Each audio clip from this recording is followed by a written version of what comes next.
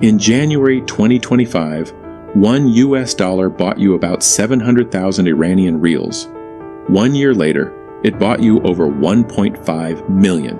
If you had put your entire life savings into rials, half of it evaporated while you were still deciding what to do with it. Then on February 28, 2026, the United States and Israel bombed Iran. The supreme leader was killed in his own compound. The Strait of Hormuz was shut. Oil hit $120 a barrel. The Philippines declared an energy emergency. And almost nobody is connecting the two stories. This is how one currency quietly collapsed, and the war that walked in after it. This is not a war story. It is a money story that ends in a war. The real did not just weaken. It was engineered to weaken. The U.S. Treasury Secretary went on live television and said so on the record under oath in front of the Senate. By the time the missiles flew, the economic damage had already been done. And one line from a Treasury hearing explains the whole thing. We will get to that line. Iran has been under some form of American sanctions for most of living memory, but the current round started in 2018 when the United States walked out of the nuclear deal that had for a few years let Iran sell oil and get paid in dollars. Before 2018, one US dollar cost around 42,000 rials. That was the exchange rate. That was the life people were used to. Then sanctions came back. And they came back harder than anyone expected.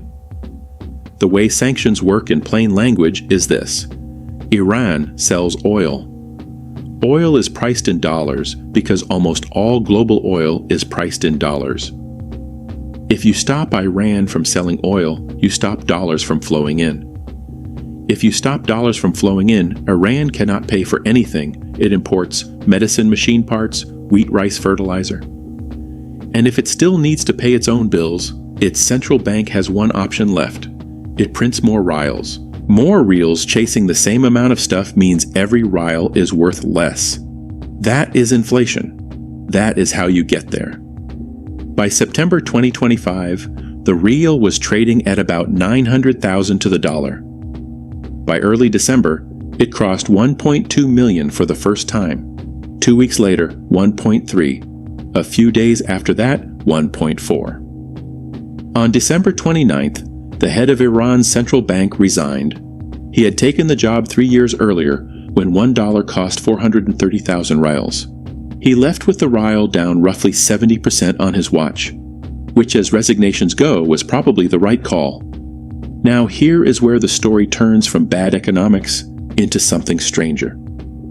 On January 20th, 2026, the U.S. Treasury Secretary Scott Bessent flew to Davos, Switzerland for the World Economic Forum.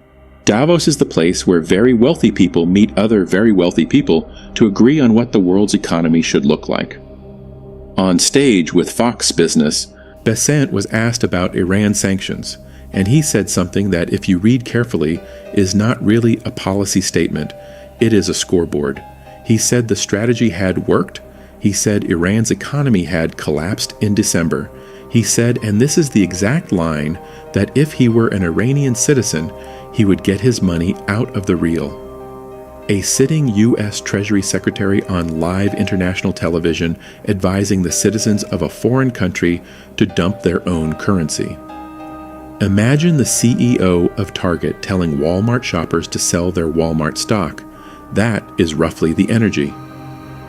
2 weeks later, on February 5th, Bessent went to Capitol Hill and said it even more plainly. He was testifying to the Senate Banking Committee. A senator from Alabama asked him about Iran. And Bessent under oath said this, "What we have done is created a dollar shortage in the country." It came to a swift, and I would say grand culmination in December when one of the largest banks in Iran went under. The central bank had to print money. The Iranian currency went into free fall.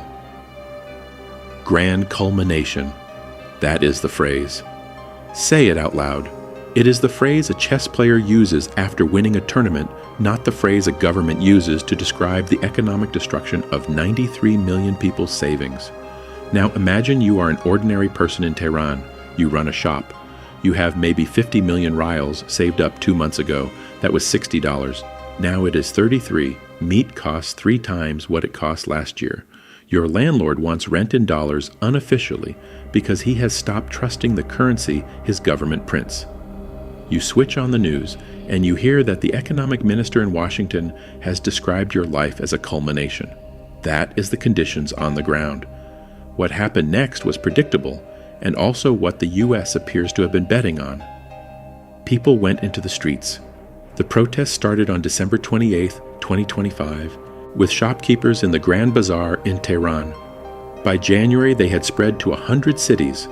5 million people, according to some estimates, were in the streets at the peak. Iran had not seen a protest that size since 1979, the year the current government was born. The government responded the way it usually does, which is not well. Security forces fired on crowds. The official Iranian Ministry of Health put the death toll at around 30,000 killed by early February 2026. Human rights groups put it even higher. These are not small numbers. These are civil war numbers. And this is where the American posture shifted. Up to this point, it had been an economic campaign. Now, U.S. officials started describing it as something else. President Trump posted publicly that help is on its way for Iranian protesters. He told Iranians, and this is a direct reference to his own statements, to take over your government. The Treasury had broken the economy. The next step, apparently, was to break the regime. By mid-February, U.S. warships and submarines were moving toward the Persian Gulf. Negotiations in Oman, which had been going on in the background, collapsed. American officials later said Iran had been unwilling to give up uranium enrichment. Iranian officials said the U.S. team had misrepresented what Iran had actually offered. Both sides blamed the other. Both sides were also by this point not really negotiating. They were just writing the press release for what came next. And on the morning of February 28th, what came next started dropping out of the sky. The strike was called Operation Epic Fury. It is the kind of name a 12-year-old picks for a video game, but it was not a game. 200 Israeli fighter jets plus USB, 2 stealth bombers, B-1s, and B-52s hit Iranian military sites, missile factories, and command centers in a coordinated wave that began around 6:35 in the morning Tehran time. 10 minutes later, 10 minutes. The Israeli Air Force ran a separate operation targeting what the military calls decapitation strikes, which is a clean word for a very unclean thing. Ayatollah Ali Khamenei, the supreme leader of Iran since 1989, was killed inside his own residential compound. Several members of his family were killed with him. Ali Larijani, a senior official who had been a key figure in the ongoing U.S.-Iran negotiations, was also killed. A man who, on paper, the U.S. had been talking to was dead by the afternoon. Iran's response was immediate and wide. Around 9 in the morning, local time Iranian ballistic missiles launched toward Israeli cities and toward 5 U.S. bases in the Gulf region: Al Udeid in Qatar, Ali Al Salam in Kuwait, Al Dhafra in the UAE, the U.S. Navy 5th Fleet headquarters in Bahrain. Bahrain turned on its air raid sirens. Explosions were reported at Kuwait International Airport and at Abu Dhabi. Saudi Arabia confirmed strikes on Riyadh. And then, Iran did the one thing that moves the entire global economy at once. On March 4th, the Iranian Revolutionary Guard declared the Strait of Hormuz closed. Here is why that sentence matters. The Strait of Hormuz is a stretch of water between Iran and Oman about 21 miles wide at its narrowest. Around 20% of the world's seaborne oil trade passes through it every single day, roughly 20 million barrels. Qatar ships most of its liquefied natural gas through it. Saudi Arabia, Kuwait, Iraq, and the UAE use it as their main route to customers in Asia. If you close it really close, it not just threatened to you have removed 1/5 of the world's oil supply from the market in a single decision. The market reaction was instant. Brent crude, which had been in the 80s, jumped past $120 a barrel within days. Qatar Energy, which runs the largest LNG plant on Earth, declared force majeure on every one of its export contracts.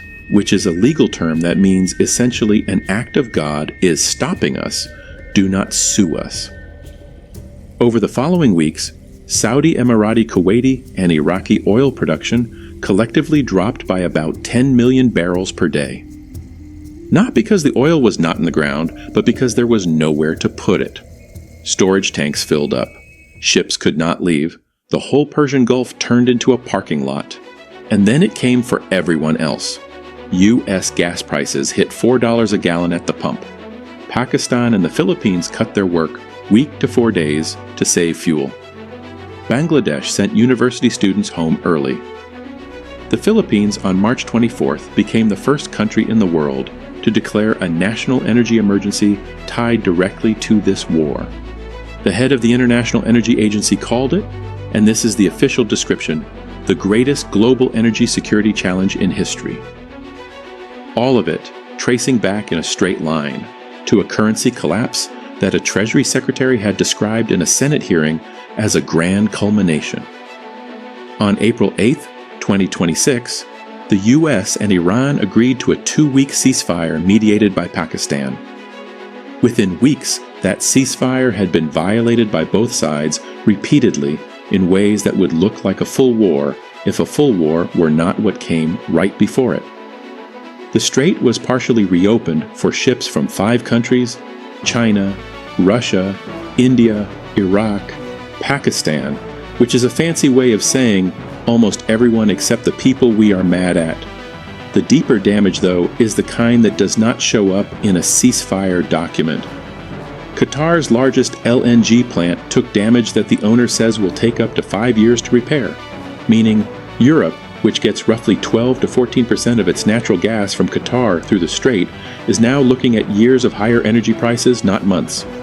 Germany, Italy, the Netherlands, and the UK are all flagged by forecasters as serious recession risks. Interest rate cuts that central banks had been planning are on hold because inflation just got relit by fuel. Bond yields jumped. Household energy bills went up. None of that is in the ceasefire. Inside Iran, the rial, which had been at 1.4 million to the dollar in December, was trading at 1.75 million by mid-war. Meat is a luxury item. 7 million people are reported to be going hungry. A new supreme leader, Mojtaba Khamenei, Ali Khamenei's son, has been installed. The man who the American campaign was ostensibly supposed to help remove was replaced by his own child, which is a kind of outcome, but probably not the one that was pitched. And in the financial markets, something else happened that is worth noting before this story is filed away. On 3 separate occasions during the war, March 23rd, April the 7th, and April 17th, very large bets against oil prices were placed on exchanges in the last 15 to 20 minutes before market-moving political announcements came out. The Financial Times investigated. The total across the 3 bets was roughly $2.3 billion. Nobody has been charged. Nobody has been named. The regulators are still deciding what it was. Someone somewhere knew. 3 times. Maybe the true cost of a collapsed currency is not the currency itself. It is that once you prove to the world that you can collapse one, the rest of the story stops being about policy. It becomes about who was holding what and when and who was standing behind them. There is a quiet irony running through this whole thing. Iran's currency started free-falling in earnest in late 2025. Oil prices spiked globally in March 2026. Between those 2 moments, the U.S. Treasury stood in front of Congress and described what it had engineered by name as a culmination. Then the policy it was celebrating kept culminating past the currency, past the protests, past the bombs, and into $4 a gallon gas at a station in Ohio. Economic statecraft, they called it. No shots fired. There were, it turned out, a lot of shots fired. The craziest part is the line Besant used in Davos on live television in January. If he were an Iranian citizen, he said he would take his money out of the rial right now. He was at least the only person giving accurate financial advice that week.